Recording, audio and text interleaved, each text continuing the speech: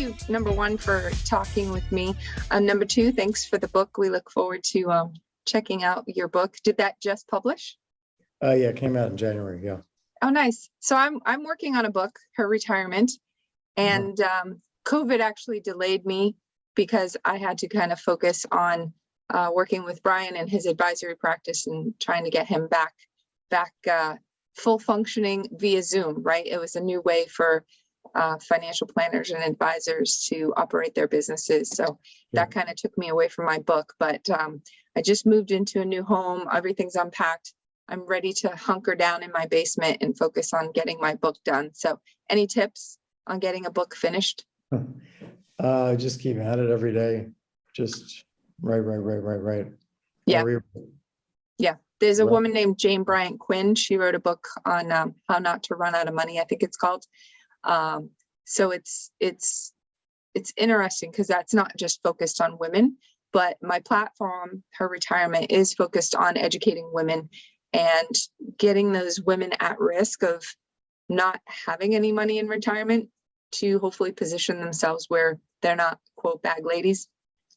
So I educate on all different topics, health, wealth, happiness, with a focus on financial wellness. And I created a software program also a few years ago. I call it a retirement readiness platform. And it really is both a financial literacy platform where they can test their knowledge of financial topics, and then e-classes are customized to the participant or to the subscriber. And then the most important part of the software is identifying your gaps, risk, and opportunities for that wealth building. So it takes a full inventory of everything someone has and then calculates where their gaps might be. It identifies some opportunities and also educates people on those risks that they face in retirement. In this case, women, because it's the Her Retirement Readiness platform. So I was in the software world for a long time, and it was MVP, minimum viable product. And I kind of now need to practice what I used to preach. Like, come on, guys, we have a minimal viable product. Let's launch it. So I know you've been in the software world for a long time, and you have your software platforms. And now I just have to pull the trigger and get it out there. Well, good luck. It's a slog, but it's worthwhile. You help people, so definitely maybe some of these really hit. And I think our software is doing, every year our sales are growing. But it's a little more intense analysis of people's finances than you would see in these like simple calculators. Right. So we don't believe much in the simple calculators is the thing. Right. So we can't kind of but dummy down because it's just not in our mindset. Exactly. Yeah. And I think any of these software programs that you want people to use on their own, the whole behavioral part of it gets into it, right? They might subscribe to it, but they don't actually take action and use the software. I was talking to a company that does software development, and they created a really neat platform that helps someone identify their financial life, but they actually market it and sell it to advisors so that it's advisor led. Because the guy was saying on their own accord, I forget the statistic he shared with me, but on their own accord, people won't do it. So this is advisor led or coach led or whatever. Yeah. But in your case, it is consumer, right? It's direct to consumer. Well, we sell it to advisors too to use with their clients. So yeah, it's the same program. It's just I guess half of our business is advisors and half is households. Yeah. So yeah, it's a good approach. Yeah. Yeah, but the whole fintech space is very interesting. Lots of movement coming from the high tech software world. 8 years ago, 10 years ago, I guess now, I was kind of like, when is this industry going to catch up? There was not a lot out there, and it's just exploded. Yeah. Yeah. So yeah. So should we? I have some questions for you. Yeah. Okay. So my first question is, what is your prognosis of inflation? Well, I think, inflation's pretty tricky to forecast because we have 7.5 million businesses who are setting their prices independently, and independently of what Jerome Powell or anybody in government says they should be doing, or they have their own mindset about what they're facing. And so back a year ago, the markets were projecting about a less than a 1% inflation rate. We ended up having an 8.3% inflation if you go from last April through the prior April. Like last month through the prior April, it's been 8.3% inflation over the year. Now, the markets are suggesting we'll have about a 3% or so inflation over the next 12 months. But, as I just said, the markets can be dramatically wrong. And so one aspect of this is that we still have supply chain issues. We still have the war in Iraq, Ukraine, which is raising energy prices and grain prices. But these are really more one-time price increases, although the situation in some, can develop and get worse, suggesting, even more supply disruption. On the other hand, other suppliers can come in. You could have Canadians lay down more acres of wheat, and that could change you could have Qatar expand its production of gas, which I just read about this morning. So these things need to be understood to be kind of basically one-time changes in supply that would likely be reversed as the world's economy responds. When something gets expensive, then other people come around to try and supply it. Now, on the other hand, you've got these firms like, my software company. I have this, as we were saying, personal financial planning software. So one of our tools is this maxify.com, maxify.com. So we hadn't raised our prices for, I guess, about 5 years, because we were just interested in expanding, our customer base, also not upsetting our customers. But then it became clear that we needed to be able to give people raises, because we were spending a lot of money improving the product, which we have new things coming out this spring and summer that are pretty cool. But anyway, so then the question was, well, how much do you raise prices? You haven't done this in 5 years.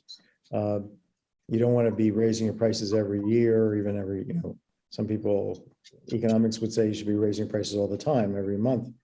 But we wouldn't want to be kind of,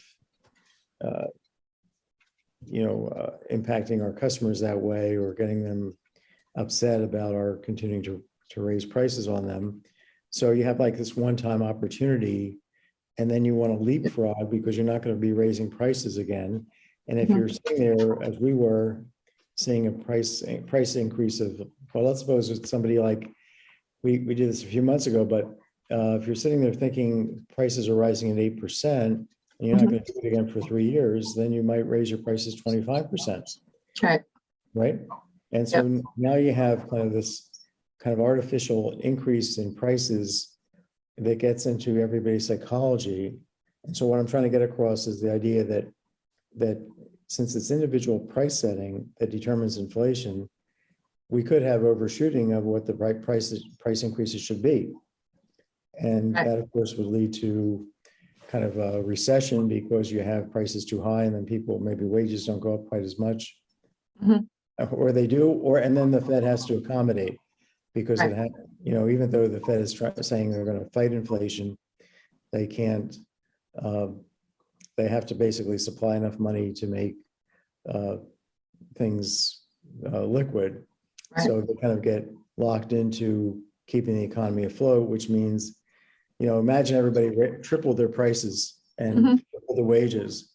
Well, we'd have to have enough money supply to accommodate that. So then the Fed becomes a responsive player, not setting the determining policy, but just policies being determined by the private sector. So this is more complicated. And then the last kind of complication, you don't probably hear much about these things from reading the newspapers or media, following the media, because economists have, kind of deeper insights into this. And this is not just coming from me. This is from, economic research. The other thing is we have a fiscal policy that's out of control. So we have a long-term liabilities, outlays that have to be made according to the Congressional Budget Office for everything under the sun, President's lunch, Air Force Ones, gas, fuel, the military, Social Security, Medicare, Medicaid, all these outlays projected in the future, they exceed the path of inflows, the receipts, by in present value, when you measure this appropriately, by about 8 years of GDP. So the official debt is about 1 year of GDP, a little more than 1 year of GDP. So where do the other 7 years of GDP problem come from? It's from all the off the book liabilities, like Social Security, for example. They're promising you and me benefits throughout the rest of our lives, and there's not enough young people with earning enough money, and the tax rate is not high enough to really cover our benefits. So Social Security has by itself a 2.5 year of GDP debt that's not on the books. In other words, these promises are like promises to pay off federal, pay principal plus interest on treasury bonds, but they're not on the books because they're benefit promises, not promises of principal and interest. So you can see we have reasons for the government to be printing money, to making money to make money, printing money to make money because it's not raising taxes and it's got this long-term problem. So there's that underlying force for inflation that countries can. So I'll say, stop here because I've said a few things, but enough. But I would say my main view is the market generally gets it right, and we're likely to see inflation be more like 3, 4, 5% this year rather than 8%, or between now and the end of the year, because the 8.3% number that was just reported was retrospective. But if we look prospective, we're probably down at a lower level. On the other hand, it could well be 10%. Yeah, I know when Brian and I met with you a number of years ago, you had these inflation hedge ideas, right? So how to hedge inflation, and you were a believer that sooner or later inflation was going to increase. I know in my software program, we calculate inflation at 3%. So as people are projecting, and if they're doing it on their own and maybe not with an advisor, is it still okay to do a 3% inflation projection in those calculations? I think it is, but as a base plan. But then I think you should do sensitivity analysis, see what happens if inflation is 10%. Okay. If you want to fix, we have a lot of, think about school teachers. Many, I know you're particularly interested in financial planning for women. You have a lot of retired school teachers are female and living on pensions that are fixed or just increase a little bit with inflation every year, 2% or 3% is the COLA, and it's capped. It can't go. It's not the actual inflation. It's just at that level. So if inflation is 10%, we're talking about is wiping out the pensions of tens of millions of retired school teachers, most of whom are female. My mother's a school teacher, 35 years. And she, she'll say, oh, I got my little COLA increase. And I don't know the Massachusetts teacher's pension. She always says it's not very much. I've never really asked her how much, but it's true, right? The power, the amount of their pension's not going to get them much if inflation stays high. I didn't even think about that, but Detroit firemen, Detroit went bankrupt. So if you look at a Detroit policeman or fireman or teacher, who was part of that settlement that they made when the city went bankrupt. I understand that they were given like 40 cents on the dollar to begin with in a pension, but it's not inflation index as far as I understand. So these people lost 8.3% of the value of their pension forever. Okay, so there's the stream, and that's just the inflation we've had so far. This could continue, so they could also be wiped out. So what I wrote, I have a newsletter called larrykotlikoff.substack.com. Okay. People can also sign up for it at kotlikoff.net. You can have a free subscription or a paid subscription, depending on whether you want to support this or not, but you'll see the blogs. But I wrote a piece about that also came out in the Hill about protecting the elderly from inflation, where I said, look, the government should be willing to swap future nominal amounts. Like your mom has 10 years from now, she has a benefit coming in that's been promised to her in dollars. The government should be willing to swap that for an inflation adjusted amount, so that she will get something that keeps up with, so she could swap that amount, do it like it's called a futures market. She would commit to paying the government X amount of dollars, and they would commit to paying her Y amount of dollars, but adjusted for inflation in 8 years. Okay. And that would protect her, to insulate her from inflation. Only the government can really ultimately protect us from inflation, because they're the only ones that have control of it ultimately. Right. Yes, the companies, the businesses set prices, but ultimately you can have the government do draconian things to put the country into recession, and that will change business behavior, or just print money, and that will also change business. So yes, the private sector has control, but then ultimately the control is in the government's hand.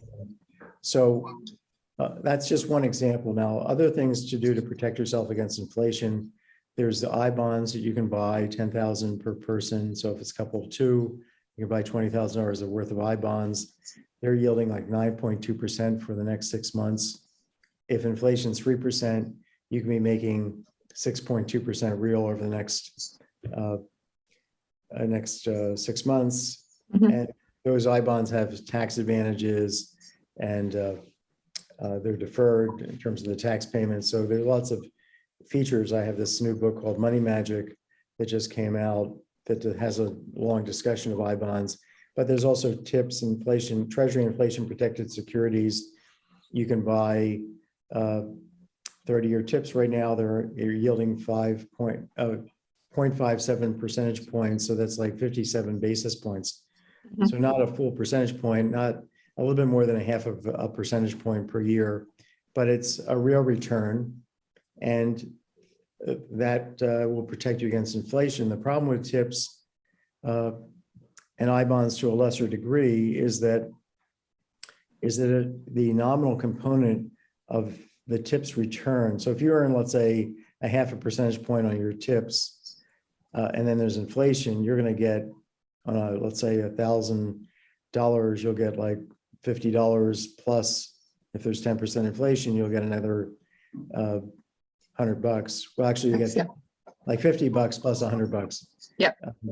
Or $5 plus $100. But anyway, so if I got it right. So but that major dollar return is going to be taxed, because that inflation component of the return is going to be taxed just as if it were a real component. So the tips are risky with respect to taxation in the context of inflation. They're not really fully protected against it. So another thing I wrote in this column for The Hill, which is also at my Substack site, and you can also go to kotlikoff.net and see the column, is that we should be taxing just the real component of tips, not the nominal component. Okay. We should be doing this with respect to all bonds, but at a minimum, we should do this with respect to tips, so that older people have an ability, everybody would have an ability to buy something that's absolutely safe, not just from inflation, but also from inflation generated taxation. Mm-hmm. So the other thing I would just mention about protecting yourself against inflation is to buy things that are real, like houses, Real estate. Yep. real estate, like additions to your home, like cars, like used cars, boats, artwork. Also buy things in advance that you know are going to likely go up in price. Like you could buy a year's supply of toilet paper if you have enough room in your basement, because compared to holding cash, if we are really running an 8% inflation, we have to kind of assume the worst case scenario because we're risk averse. Right. You can get a real return of zero by buying something that's going to keep even with inflation, but buying it today. So a year from now, you don't have to buy it again, but the price is, let's say, 8% higher. And if the alternative was keeping your money in cash, everything would have been 8% higher, but you would have had the same cash. So this is like an arbitrage, just buying things early. Right. Saving. So I have a column at larrykotlikoff.substack.com, which is buy now to beat inflation. Very simple idea. Mm-hmm. Yeah, I have a 17. I just moved and I have a 1,700 square foot basement, so I can fit a lot of toilet paper in here. Yeah. So those are some. So anyway, I went on for a while, but that's what you get when you talk to an economist. That's okay. That's why we wanted to hear you. Nobody wanted to hear me. You're the economist. So in fact, my son graduated from Boston University and as an economics major. You told me that last time we talked to you. How's he doing? Yeah, he's doing good. He got laid off during COVID. So he's been doing some work for us, and he wants to work in the sustainability field potentially, but it's tough. It's really tough. So we're trying to get him into the financial services industry, but because he's super smart, he's been around. My background is in startup tech firms, and so he knows a lot about the stock market and the economy, and he did some internships at some financial companies, but he just doesn't want to be in that field. And I'm saying, there's 300,000 financial advisors, and like so many of them are, over 55, and they're going to be retiring. So I think for younger people and women, it's a great field to go into. But I think a lot of younger people think it's like a sales job. I think. I would say to your son, if he were with you, I would say to give our software a try, because Maxify.com is economics-based financial planning. And since he's into economics, he'll immediately connect. And there's no sales product that we're selling at the end of we sell the software and that's it. We don't sell any products. We don't take any advertising. So he'll see this is real planning. And he doesn't even need we're probably going to roll out a certificate degree in this, but he could just put up a shingle and say, I'm doing economics-based planning with my economics degree. And there's nothing wrong with that, right? So love that. I love that, because I think, and I just got back from a conference about the financial advice industry, and it's very interesting. It's a very interesting industry, and coming into it from another field, it's just very interesting. So I like that idea of the I-bonds. I have done some posts about that.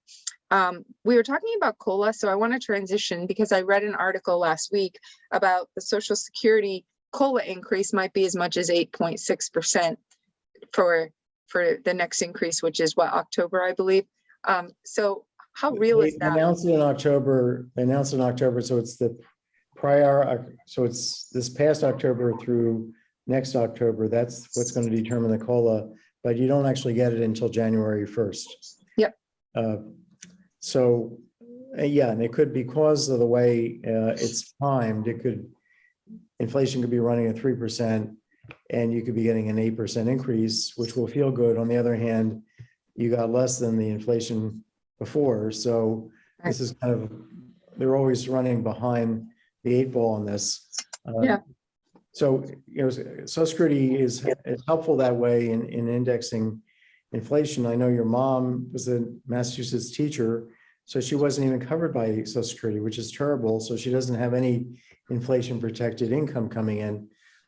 Plus, if she did have some covered earnings, she would be hit by what's called the windfall elimination provision. Mhm. Her husband had worked in the private sector, and she was receiving, let's say, a spousal benefit from him on Social Security, or God forbid he were to pass away, a widow's benefit. They'll be hit by what's called the government pension offset. So we have, our treatment of the state and local workers who are not covered by Social Security really needs to be addressed, because we're leaving people a lot of jeopardy, especially to inflation. But then the other thing that's hitting everybody who's getting in Social Security is that Social Security benefits are taxable, and the thresholds beyond which the benefits are taxed, first 50% of the benefits are taxed, and then 85%. And it's kind of gradual as your what's called modified adjusted gross income goes up. Mhm. Which is going to happen when your Social Security benefits are COLA'd, right? You're going to have more Right. income because that's counted as part of modified adjusted gross income. So you're going to, these thresholds are fixed and have been since 1983. So you start going over these thresholds, and now in the limit, 85% of your benefits are subject to taxation, all due to inflation, basically. And this was put into place by David Stockman under the Reagan administration. Stockman is basically a very conservative, reasonable guy when it comes to long-term fiscal finances. So he stuck in the law this provision to, through time, basically claw back benefits from everybody, poor, rich, middle class, by hitting them with higher and higher shares of rates of taxation, having more and more of the benefits taxed, just due to the fact that these thresholds were purposely not indexed back in 1983, due to David Stockman putting out a proposal which Congress adopted into law without anybody seeing what was going on. The way it actually worked, just to be clear, because I was in a meeting with Stockman at the Office of Management and Budget back in 83, because I was working at the Council of Economic Advisors. So it's a rare opportunity to see exactly how policy is made. So Stockman floated a bill that was defeated like 100 to 0 in the Senate. And the bill was to immediately raise the early retirement age for Social Security. And he knew that was going to lose, but he snuck in this thing about the taxation of Social Security benefits as part of the bill. So they voted 100 to 0 against that, against the raising the retirement age, but they voted for the other provision, and nobody wrote about it. And he knew that was going to happen. So he looked like he had egg on his face, but meanwhile, he's crowing about having gotten this passed in this meeting that we're attending. He said, this whole thing was set up. I did this intentionally because I know Social Security needed the money through time. So he's not, wasn't necessarily like he's trying to con the public or this is going to help him personally. He thought that with the political system being what it is, the only way you can keep the system alive is to get more revenue. And we have to do it in this sneaky way, but it's also kind of fiscally regressive way, right? Right. And it's also generationally regressive because everybody, your son, by the time your son is our age, prices will have risen so much, and benefits will have risen so much, and those thresholds would have been kept fixed for all these years. Everybody's going to have 85% of the benefits subject to Social Security, to federal income taxation. So that's a particular negative aspect of inflation on the tax side, in addition to the fact that we're taxing the nominal component of asset income, the benefits that poor people are getting. Most of them are not inflation indexed. And there are thresholds that are also there in these benefit programs. We have about 18 different benefit programs that are not being adjusted. And then the states have their own provisions. So inflation is hurting a lot of people in lots of ways that nobody's talking about. And sounds, one of the questions that we get when I teach a class for women, and I go over the basics of Social Security. one of the questions is, I think it's projected at by 2035, it will be paying 70% of benefits if nothing changes. So like inflation, what's your prognosis for that? There's options, right? They raise the full retirement age. They completely redo the system. Like, what are your thoughts on that?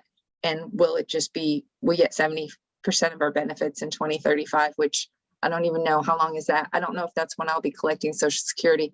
I'll probably wait. I'm kind of thinking of Social Security as my no-go years, and that's my income kind of for end of life. I want to use my other resources, before I need to count on Social Security. At least that's what I'm thinking right now.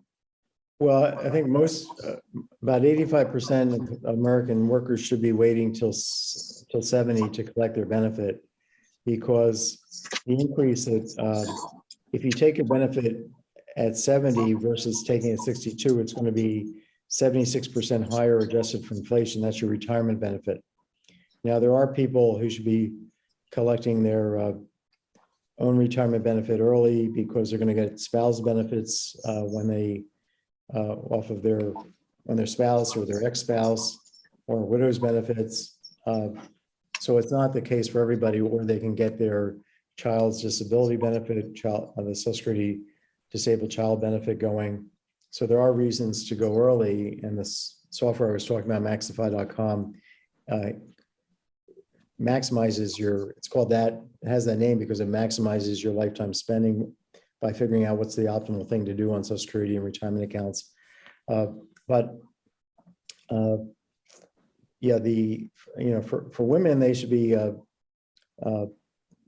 everybody should be optimizing, but for women who are lower earners because they were, let's say, taking care of the kids, or because of discrimination in the market, they've earned less money, it may behoove them to take their retirement benefit sooner. They may be the 15%, or most of the 15% of people that should be taking their retirement benefit before 70.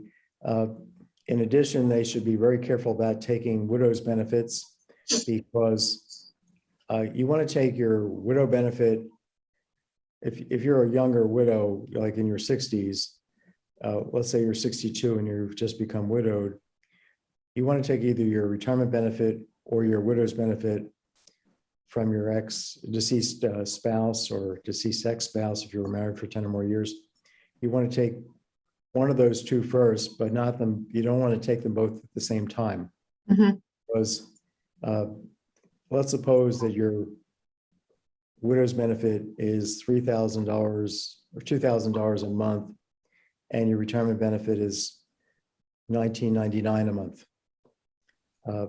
And you take them both at the same time, or somebody at Social Security checks a box and has you take them, but quote, take them mm-hmm. at the same time.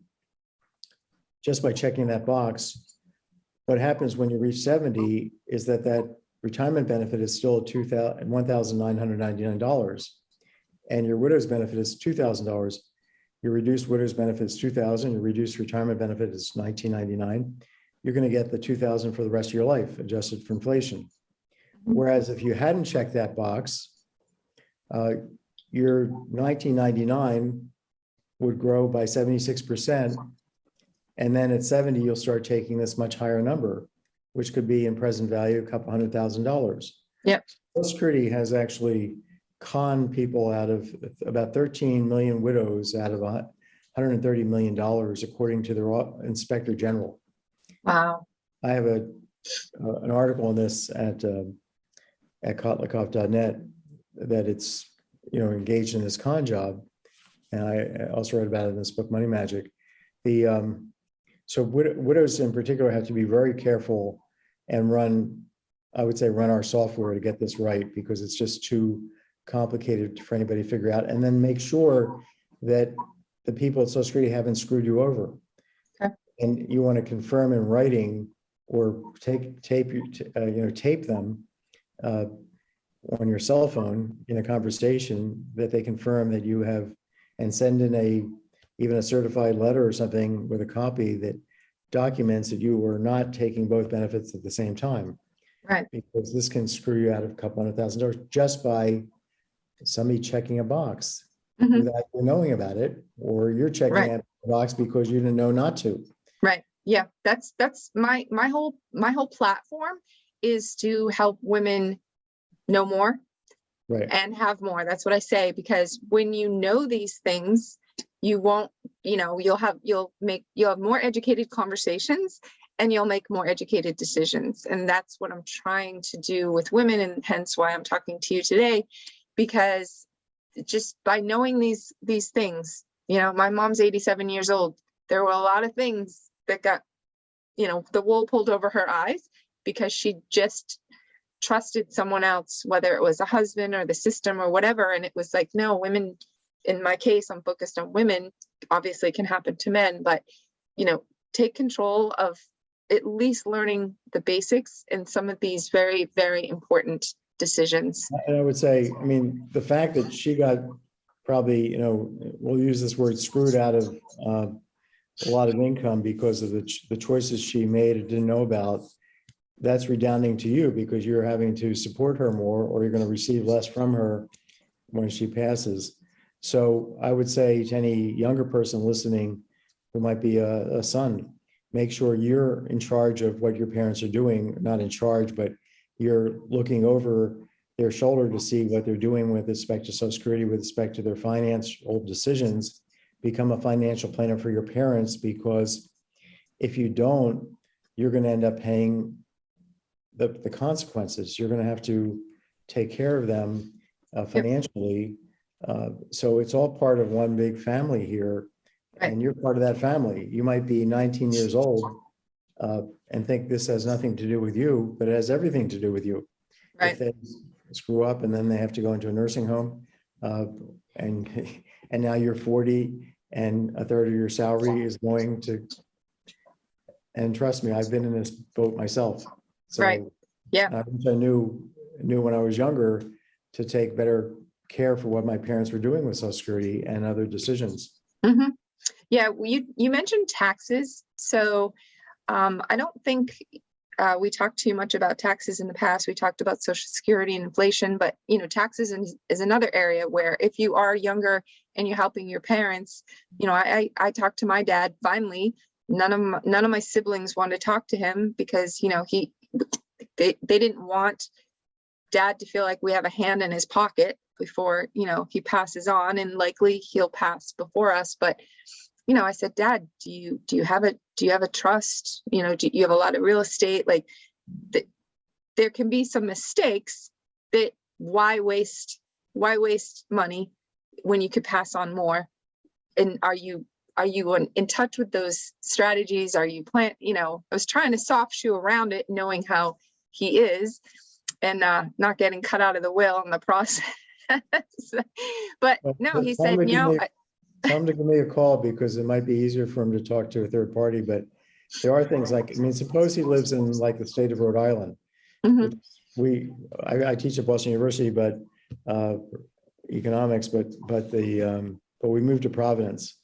So when we moved here, I realized once we moved that they have a pretty hefty estate tax. Mm-hmm. So the federal estate tax is very high. So if I were to pass away, or my wife, we would, our kids would not be hit with that estate tax, the federal one, but the state, the Rhode Island estate tax begins at about $1 million, and it's pretty hefty.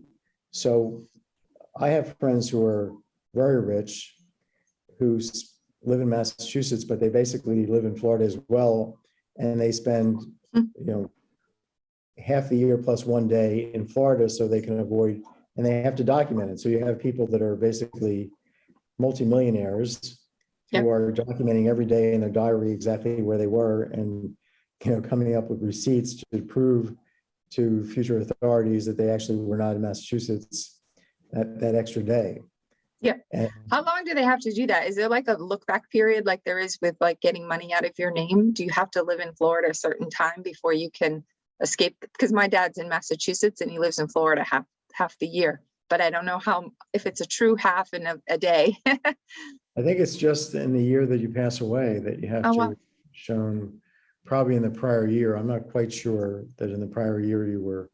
Yeah. More than So half. say it's a $2 million estate, how much are you saving? Do you know, versus Massachusetts estate tax? Any idea? I have no idea. I think it may be something like 5% above a million or a million. Yeah. Massachusetts is a little bit higher threshold, but it's a pretty hefty percentage. Yeah. If you love the state of Massachusetts, great state, but question is, you don't have to be super rich to have to pay this estate tax. Yeah. And your kids may need the money, or the charity you want to give the money to might need the money more than the state of Massachusetts.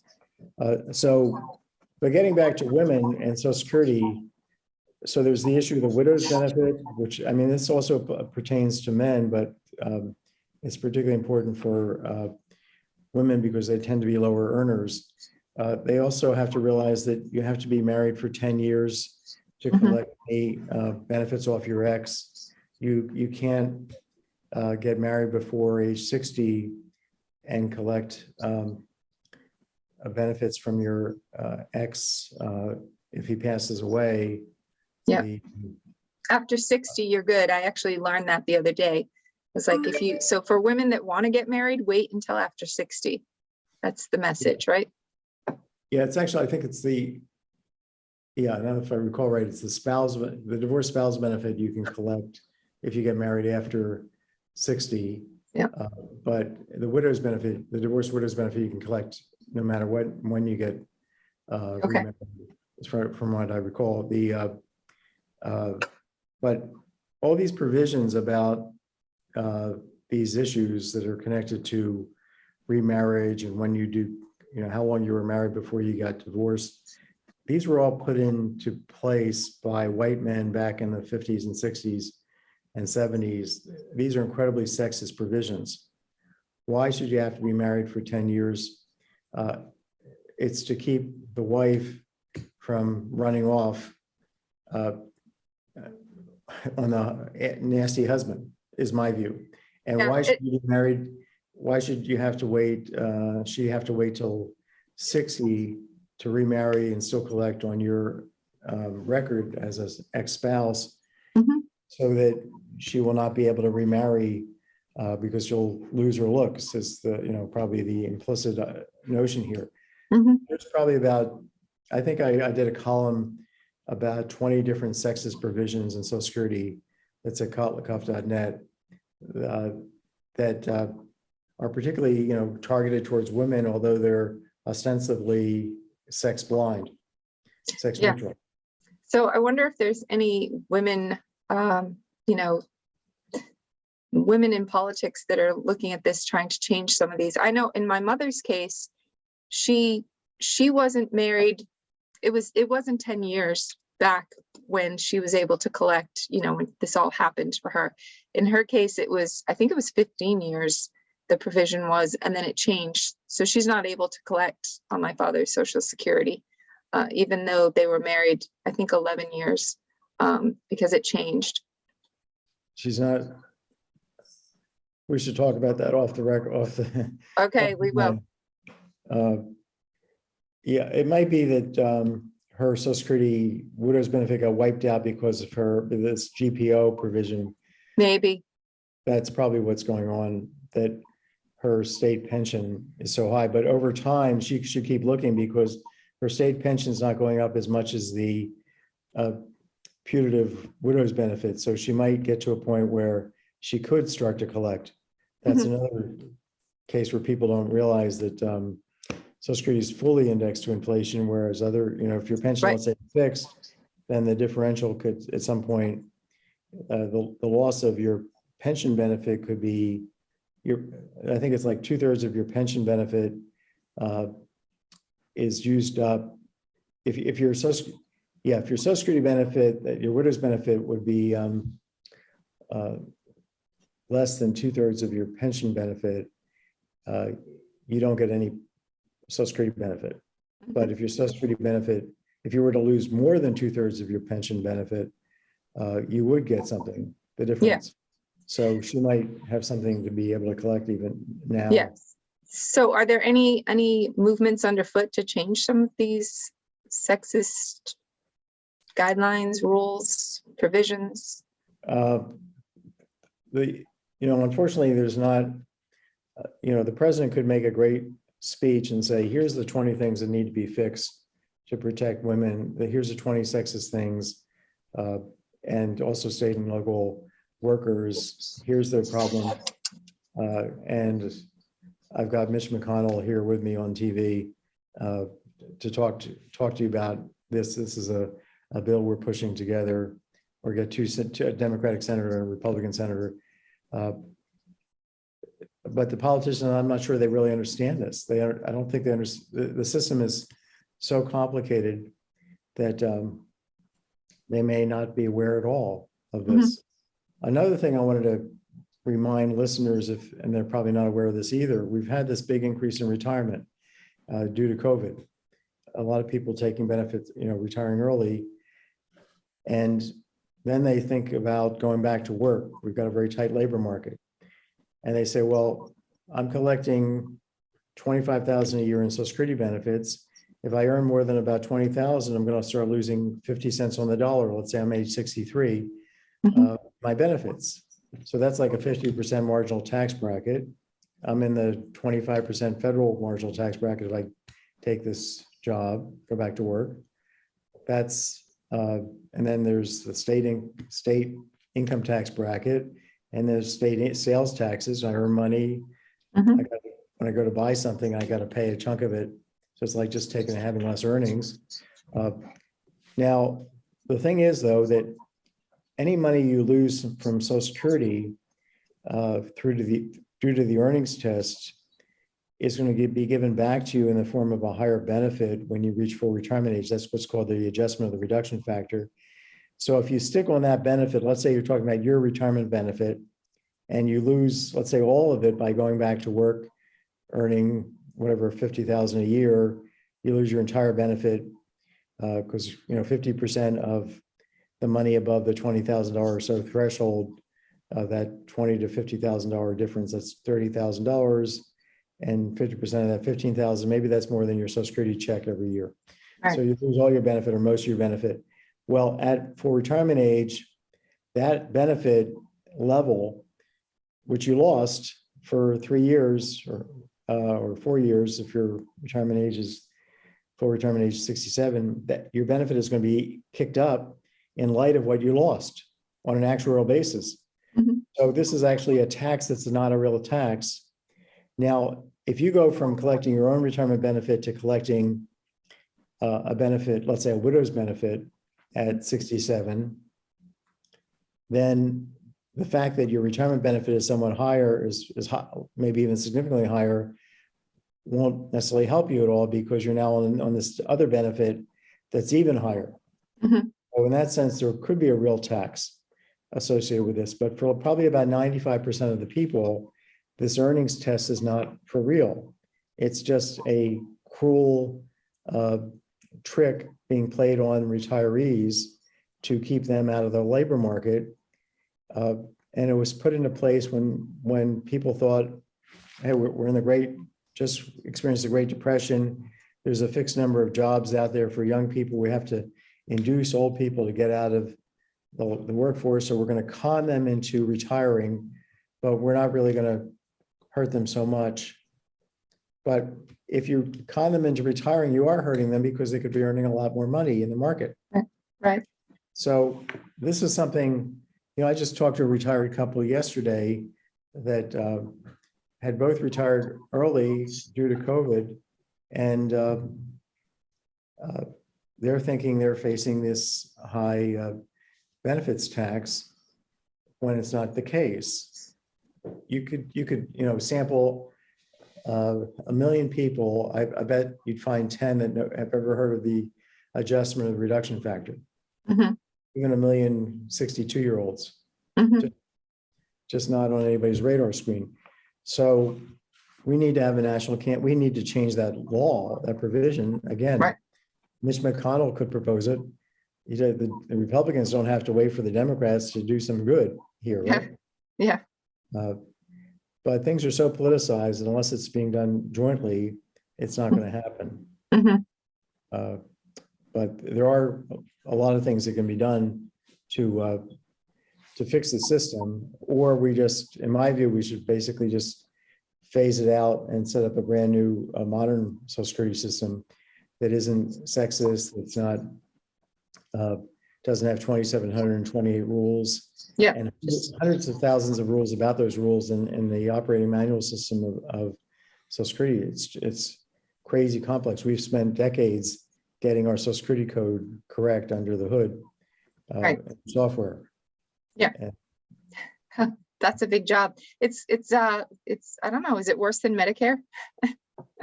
Oh, well, Medicare is complicated too, but yeah, it's much, much worse than Medicare.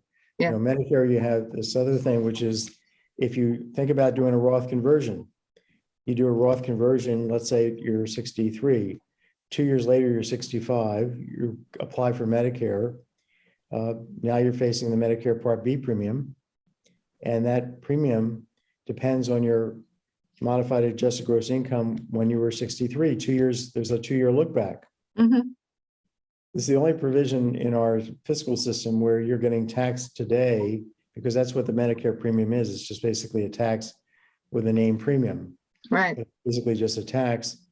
And it's based on something that happened 2 years ago, not last year, but or you're not getting taxed this on your kind of current income. Right. With a delay to figure out what your current income is, but you're being taxed on your current income 2 years ago. Mhm. So you might do a Roth conversion, that kicks up your modified adjusted gross income. But if you're taking Social Security early, let's say you're 63, you do a Roth conversion at 63, but you're also taking Social Security at 63. Now the two things together kick you up into a higher Medicare Part B premium bracket. Mhm. And the way that works is you could earn an extra $1 and end up paying an extra like $800 a year in premium, because it's not a standard kind of a formula. It's a discontinuous, it's a jump type of a tax formula. So it's usually, you know, you go beyond the threshold, you earn an extra $1, you lose 50 cents on it or 20 cents on it. You don't lose $800 on it. Right. You don't have like an 800% tax, which is what we're talking about here. So there's so many things that one can't figure out on their own. That's why we created the software. And that's why your son's going to be really excited by using it. We solved a good problem here. We found a career for my son. He does a part-time sound recording. He's a recording engineer, and he writes music and all that kind of stuff, or he puts music together, I guess I should say. He doesn't really write music, but he does all these podcasts. So he's going to hear this. He's going to get this when he puts this together. The software, okay? Maybe we'll get yeah, I will. Yeah. I have two other questions for you, so we can wrap things up. And I appreciate you taking all this time and for my delinquency and getting this started this morning. Sure. What do you think about creating a guaranteed income stream for women? So, you know, I've seen my mom have some peace of mind, even though her pension isn't worth as much as it was because of inflation, but she's had some great peace of mind. She retired at 62. She actually retired from teaching early because her husband said everything would be fine. But her ex-husband, I should say, but she gets that paycheck every month. And so when I'm talking to women, you know, I like the idea of a guaranteed income stream and maybe taking some of those retirement savings out of the market and quote, purchasing a guaranteed income stream, like an annuity, that type of thing. What are your thoughts on that? Well, I think annuities that are inflation protected are great, but unfortunately, the pensions, the annuities you can buy in the market these days are not inflation protected. Mm-hmm. So it's quite risky. Waiting to take Social Security is a way of buying additional inflation protected annuities from the government. And so the only issue there is the taxation of the benefits that we're talking about. I would say, another thing you could do is buy inflation index bonds, which are yielding for a long time, they've been yielding a negative real return. Now they're yielding a positive half of 1%, slightly higher real return. So taking a portion of your assets and buying inflation indexed bonds, which are called TIPS. Yeah. And also buying I bonds, which you can buy only up to $10,000, but everybody should be doing that because that's the best deal going right now. Mm-hmm. What I think is a high expected return. The Biden administration, Biden in his campaign was talking about giving an extra benefit to people who make it beyond age, I think 80 or so, a kicker to their Social Security to help them with,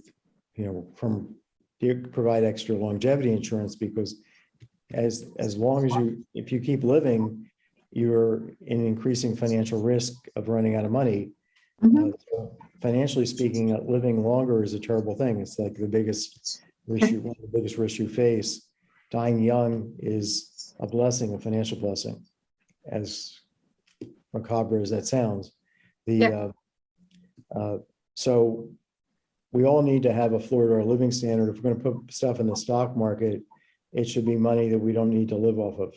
It should just be, this is what I call upside investing. Our software is about to come out with this in about a few weeks.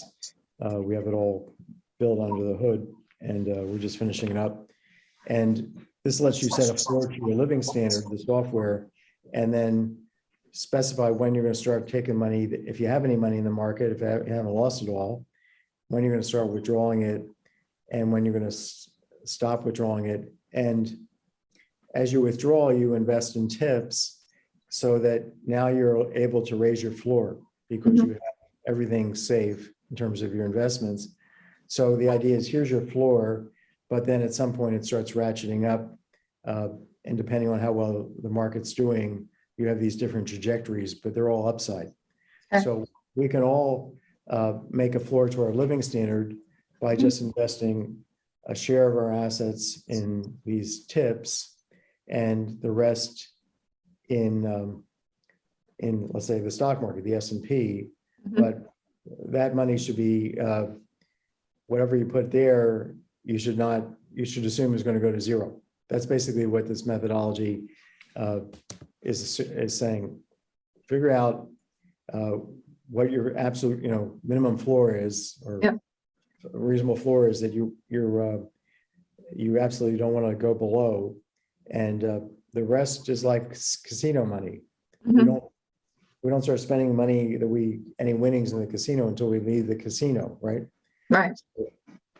So this gives you just an upside to going to the casino because you've left your wallet in effect back at the hotel room. You took $200 to the casino. If you lose it all, you lose it all. If you make something, you get to raise your spending when you leave the casino. It's the same idea. And the financial industry hasn't ever talked about flooring your living standard as opposed to flooring your income, bucketing your investments to floor your income, because they don't have the technology, the software to figure out your living standard, subject to your cash flow constraints to make sure you don't go into debt. So the technology exists. It's in the software, and I think it's going to make a big impact on people's ability to have peace of mind when they go to sleep at night. Okay, I've got my house. That's an annuity. You talked about how do you get a floor to your living standard. Well, it's not just, investing safely inflation index way. And even there, again, because of taxes and then taxation of the nominal component of the return to inflation index bonds, even that's not perfectly safe, just to be clear. Come back to what we said earlier on. But if you buy a house, apart from maintenance, nobody can raise rent on you, right? Right. Not facing, so if the house prices go up or down and you're just living in that house for the next 30 years, it doesn't matter to you. Right. It's not impacting you, because what actually is happening is if the house price goes down, you lose on the asset side, but the imputed rent, the rent you're foregoing by the interest you're foregoing by sitting in that house, that also goes down. And so these things are a wash. It's only when you go to sell the house, but if you're never selling the house, it may impact your kids if the house price goes down or up, but it's not going to impact you. That's another annuity. That's a housing annuity that you're getting. So I would say everybody who's older should be investing in own, a home that they own, either a condo or of course, with condo, then those condo fees are risky, right? Yeah, those can go up, right? Yeah. So my last question, and it's interesting, we were talking about taxes. So we're thinking about putting together just a service focused on tax planning for retirees, where that's the focus, because there's so much to be gained in being more efficient with all of this, right? Why pay more taxes than you have to? But CPAs don't do it. They're reactive, right? There's some probably that do. And, a lot of CPAs will just say, do a Roth conversion. I talked to some woman last week and she said, I need to talk to someone because my CPA just said at the end of this year, just take all my 401k and convert to Roth. And I'm like, oh. He can't figure this out. The CPA, I love these guys, but unless they're using our software, I have to say that, this sounds like, an ego trip. We have the only software that does this right. We have the only software that does this right. I know that 100% because I've looked at the other programs. You could look at this is a very complicated calculation. You have to bring in Medicare Part B premiums. You have to understand about Social Security taxation. You have to think about lifetime taxation. So you have to calculate what's going to happen. If you do the conversion, how's that going to impact, by how much will lower taxes in the future? So you have to, if you're dealing with a 60-year-old, figure out their taxes, federal and state, and their Medicare Part B premiums and their Social Security benefit taxation in the context of their Social Security benefits, the taxation not being inflation indexed, the federal income taxation of Social Security benefits. All that has to be figured out for the next 40 years exactly correctly. Right. And our software is the only program that I know of that does this. And so it can tell you, hey, if you do this Roth conversion to this extent, it's going to either raise or lower your lifetime spending by this amount. And if it lowers it, it's a bad idea. If it raises it, it's a good idea. Right. So I would say, if you're going to start this practice, start it with our software because it's built. And, we have about 7 full-time engineers now in our company. We started with 1. Nice. 29 years. It takes great. a long time to get all this stuff right. And you're dealing with 42 different states that have different income tax provisions, including DC. Yep. It's crazy. So last question, bull versus bear market. What's going to happen? Any guesses? And I know nobody has a crystal ball, but from an economist perspective from Boston University, Larry Kotlikoff, what is your thoughts? Yeah. Well, I'm a little bit more bullish, I think, than the market because the U.S., there's a lot of predictions about the economy going into recession. Jerome Powell just raised the federal funds rate or the interest rate that they're setting by 50 basis points from about 0 to 50 basis points. That's trivial increase. People are getting very scared about that. Paul Volcker back in 1979 allowed interest rates to go up by 40 times more than Powell just raised them in the context of the same kind of inflation.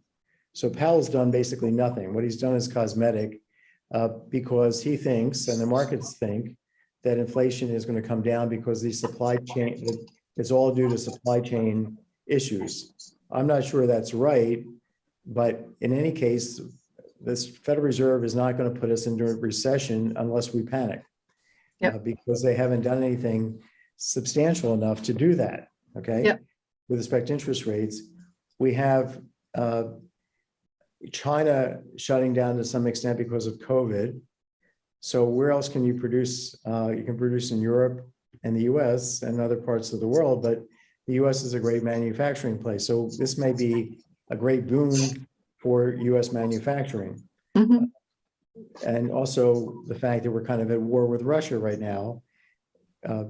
If we just passed a $33 billion or we're in the process of giving them Ukraine $33 billion. To put this in perspective, we give Israel about $3 billion a year, Egypt about $3 billion a year. They're our biggest donees. 33 billion to Ukraine, but that's 33 billion in additional military equipment and supplies and food, agricultural products that we're going to be sending, and medical products that we're going to be sending, making here, sending there. Okay. Yeah. So that's, how do we get out of the Great Depression? We had a war, right? Right. Get out of the Great Depression in 39, because we're starting to gear up for World War II. Mhm. And so I don't, just historically speaking, you would think this is a time for the economy to boom. It seems to be booming in real terms. It declined a bit last month, but basically, I think there's no fundamental reason for a recession here. Yeah, the jobless rate is pretty low and household spending is strong. Yeah, I mean, we can have a recession if enough people get scared about a recession. You'll have a self-fulfilling prophecy here. Employers will fire workers because they think other people are firing their customers, and and that will build on itself. But I think the fundamentals are such that the economy can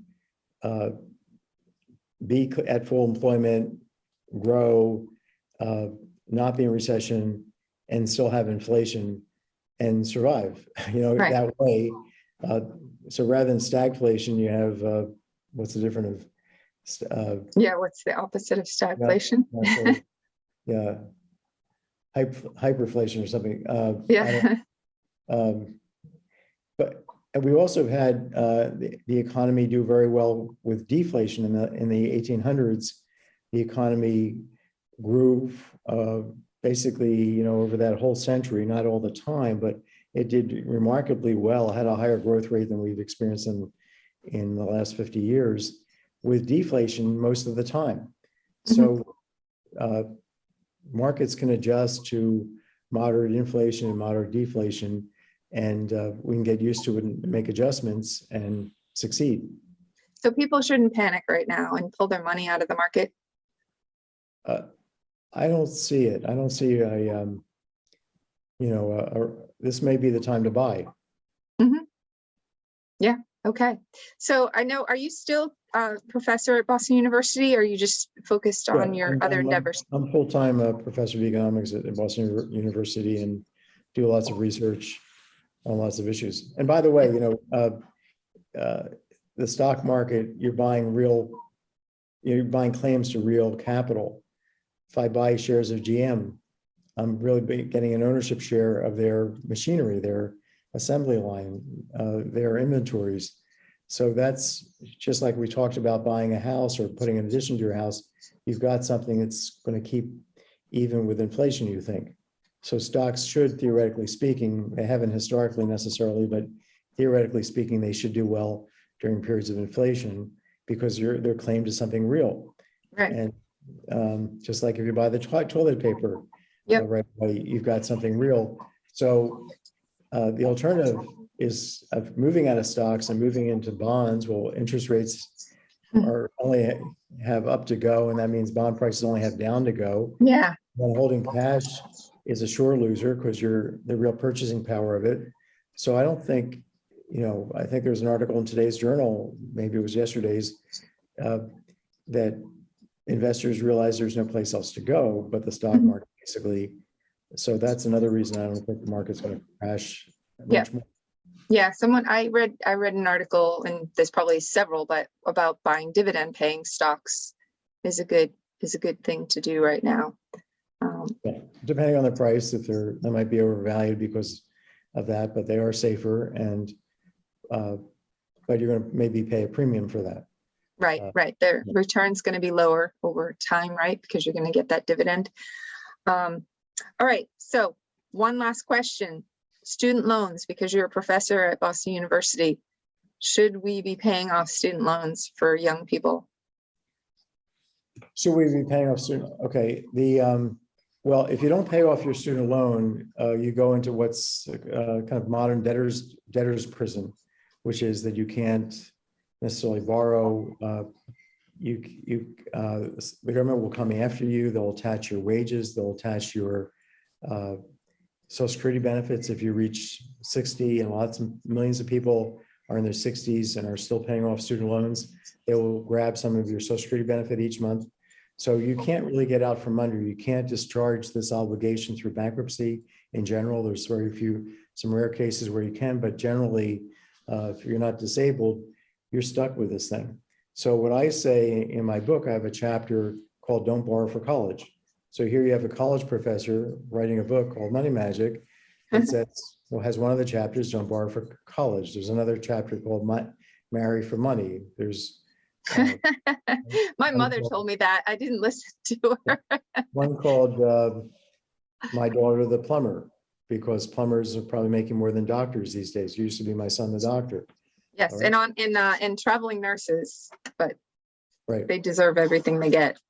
Yeah, absolutely, yeah. So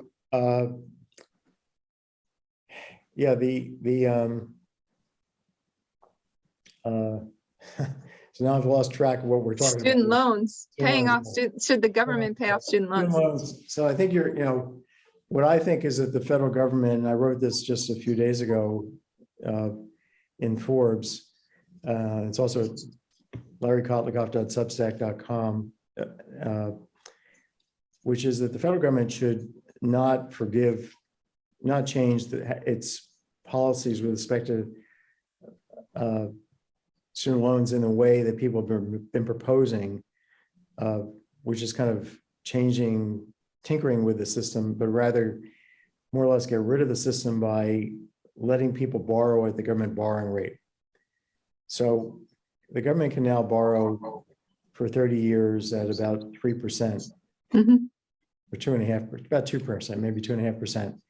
They should be lending money to students at 2.5%. So you should be able to take out a student loan at the federal borrowing rate, long-term borrowing rate, and you should be able to refinance if the borrowing rate goes down, finance your federal loan, and you should be able to discharge it in bankruptcy. Okay. That right there would fix the student loan problem to a large extent. Because, but as it is now, the federal government is charging a much higher interest rate on student loans, but particularly they charge an even higher rate to parents for what are called parent loans. Yes, I have two kids in college right now. And you have parent loans, and you're probably paying 6%. Okay. The good thing about inflation is I wouldn't prepay those loans because inflation is eroding the real value of those loans. I wouldn't prepay my mortgage right now because in general, I talk in the book about the value of not having a mortgage, paying off your mortgage, not taking out a mortgage to begin with if you can avoid it, because you're paying a higher than market interest rate than what you can earn in the market. But inflation is eroding, letting you pay back these obligations in watered down dollars, including student loans. So credit card bills, I would definitely pay off. Student loans, I wouldn't accelerate the payments because you're basically getting a real return by not paying, by not accelerating. I mean, in other words, if inflation is 8% and your interest rate 6%, you're paying negative 2% in real terms on your student loan. But these parent loans are just terrible because their parents are borrowing huge amounts to help their kids get through college. And then in a lot of cases, it's not clear who's having to repay. Is it the kid who gets out of college and the parent turns around and says, well, I borrowed this money for you, Joey. I didn't tell you about it because I don't want to bother, make you upset, but you have $200,000 to repay and I've taken care of the payments up till now, but it's now on you because I can't afford it. Or they're saying, don't worry about this, I'll pay it, but that means the kid is going to inherit less money. So it's coming out of the kid's pocket anyway. Right. Or is the parent taking a lower living standard and leaving the bequest where it would otherwise have been? All these things are discussed in the book, Money Magic, but those are the kind of situations where 18-year-olds are being confronted with things that they're not even aware of. They don't understand what they're getting into when they borrow or when their parents borrow for them. Mhm. So so we should have a basic rule of don't borrow for college. And you say, well, how do you go to an expensive college and not borrow for college if you don't have the wherewithal? And the answer I talk about in the book is there's lots of online, you could take a whole curriculum, you could go to a community college and then on the side be taking courses at Stanford, MIT, Harvard, BU, online courses on the cheap, getting certificates and grades. And you could take probably 20 different quantum computing courses over 4 years and show those to IBM when you graduate, and they're going to hire you over the English major from Williams College, who's leaving Williams College with $250,000 in debt, he and his parents. So there are ways to get a superior and elite education on the cheap these days. Yes. We should use that technology. So nobody should borrow for college, but if you are going to borrow, we should have a new student loan program that doesn't make it where the government is not in the usury business, is not expropriating kids and their parents, which is now what it's doing. Yep. In general, one of the messages of the book is Uncle Sam is not your friend. Uncle Sam is into conning you. If you look at how it's endorsing reverse mortgages and what the kind of scams that are going on there, I think basically with 18 different fees that are not well understood and very high interest rates, I would steer clear of anything that Uncle Sam has its hand on. And it used to be the case that you could trust Uncle Sam, that they were the safe party, the safe financial intermediary here. They were going to take care of you. You could rely on them. I think the story is exactly the opposite. Everything the government's got its hands in looks to me like a scam. And if you want to really see that in kind of clear focus, just look at the Inspector General's report of Social Security about how Social Security, this trusted institution, has scammed 13 million people, widows, and mostly widows, but widowers as well, out of $130 million. And 2 years ago or 3 years ago, the Inspector General came out with this report and told Social Security they should fix the problem. Go find out who they scammed and give them the $130 million, or their survivors, if they've died. Has done nothing. Yeah. Well, it's always seems strange to me that they don't have a branch of Social Security that actually helps people figure out how to maximize their Social Security. It's gone to private industry. And, we tell people just don't take advice from Social Security. But it's always seemed odd to me that they wouldn't have that, that the government should help us, not potentially scam us. They should license our software for the entire country, because yes. And if you sell to the government, I've heard that you can sell it for more. Well, that'd be nice, but our software is so precise that we found that they were making a mistake, and it was a rather esoteric benefit calculation having to do with what child and care spousal benefits. About a year ago, we had a client who said, well, your software said X, but the government is doing Y. And so we got in touch with them and they said, sure enough, we made a mistake in our code. So that's great. That's an example. That's good. Of that.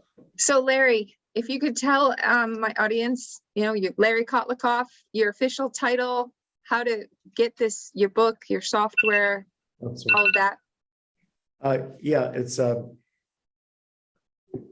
you go to kotlikoff.net, okay. The book is whatever advertised there. The software is referenced there. There's it's Kotli Kotlikoff. Koff. Yes. So you can get the software, can sign up for my newsletter, see where you can get the book. It's at Amazon, Money Magic, and also read columns I write about. They're also all posted there, in addition to on Substack now, and then there's research papers on different topics that I write. So okay. So finally, this podcast will be posted there. Yeah. Oh, great, awesome. What's one thing that a woman can do to improve her retirement outcome? Run maxify.com. Okay. That's a great way to end. Maxify.com. M-A-X-I-F-Y. M-A-X-I-F-I. F-I. FI.com, and it will really help, and it's very easy to run. Okay, excellent. Thank you so much, Larry, for being on the Her Retirement podcast. Like I always say, you guys have questions, reach out to me at lynnt@herretirement.com. It's all about knowing more and having more and getting her done. Thank you. Thanks, Larry, so much. And again, my apologies for the delay, but we got it together. I think this was great. I'll let you know when I put it out there on my social media. I have about 5,000 people in my database, and I really appreciate it. And I look forward to reading your book. I got to go check out the software. My son's going to be editing this whole thing, so he'll definitely hear your pitch to go check out his software and what did you call it? You called it the Economist, the economics approach to financial planning. So, Lynn, what I would say to you, you asked me about at the beginning, you're going to make your own software. I would suggest you just license our software and use it with clients. Yep. You make a terrific business. You could spend 3 decades trying to get where we are today. And our software is like $600 a year. And it's a quarter of the price of eMoney or MoneyGuide Pro. It handles all these questions for women or for men, but certainly for women, all these questions are going to be handled correctly. So why reinvent the wheel? Sure. Just use it. Okay, I will definitely go check it out because it's been a while since I did check it out. So you have a new version coming out in the summer, you said? Well, we're always adding, upgrading, and there's no extra cost. So you'll see that we're adding this weekend. We're going to be improving our lifetime budgets balance sheet, and then we're going to be adding in about 2 weeks this upside investing. So if you bought the software today, everything new that we're adding is just going to be there, showing up instantaneously when you log in. Okay. No extra charges, no upcharges. Okay, great. Again, Larry, thank you so much. And I greatly appreciate your time. And I'll talk to you someday down the road. Okay. Thank you. Bye-bye. Bye-bye. Bye-bye.